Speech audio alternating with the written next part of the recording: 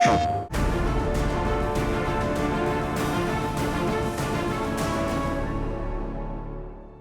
is the first time that somebody made a video game where we really get into the head of one of the main characters of the books.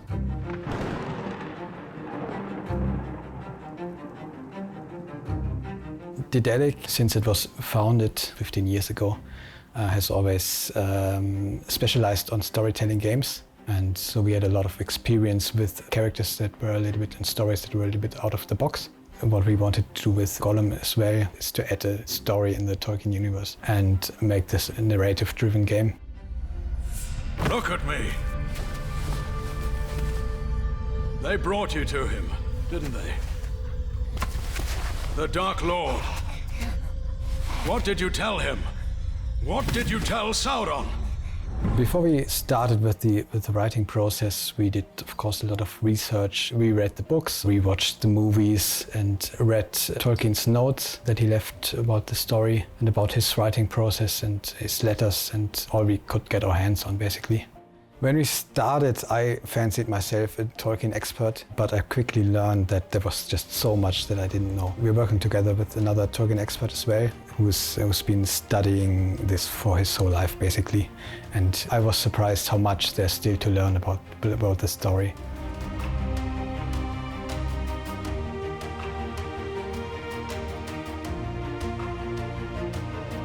I think the main focus for Gollum was the story, which is the main thing that keeps you playing, because we tell a story that wasn't told before. The backstory of Gollum is in a lot of ways still a mystery. So there are many open questions and many things that Tolkien himself didn't answer. So we had to fill in the gaps and really try to interpret those notes and integrate them into our story and make sure that we are in line with what Tolkien wrote, but still add our own version.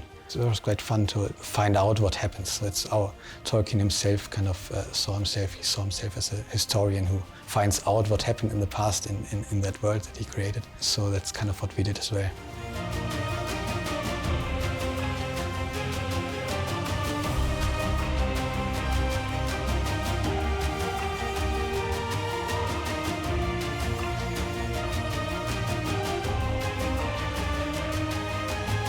So we start the game about 8 years before the War of the Ring starts, parallel to the first half of the Fellowship of the Ring, when Frodo is still in the Shire and basically doesn't know about anything.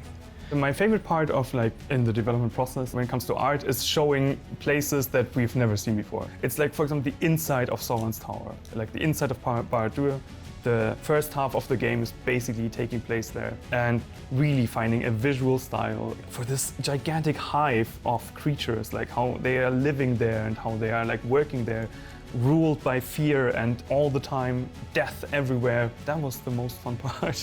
We expanded the lore a bit with a few new characters. For example, we are showing evil humans a lot, like humans that are working as spies for Sauron, or even working in the tower next to the orcs and next to all the other monstrosities. We're even showing a character that grew up inside the Dark Tower.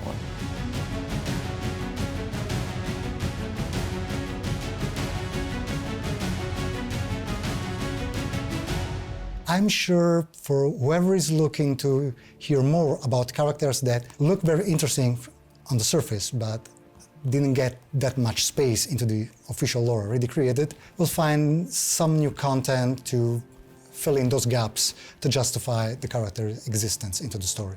In the end, we do all of this for the fans, and we want to make them happy. We want to make us happy, of course, and hope that the fans like it as well. That's what we do this for.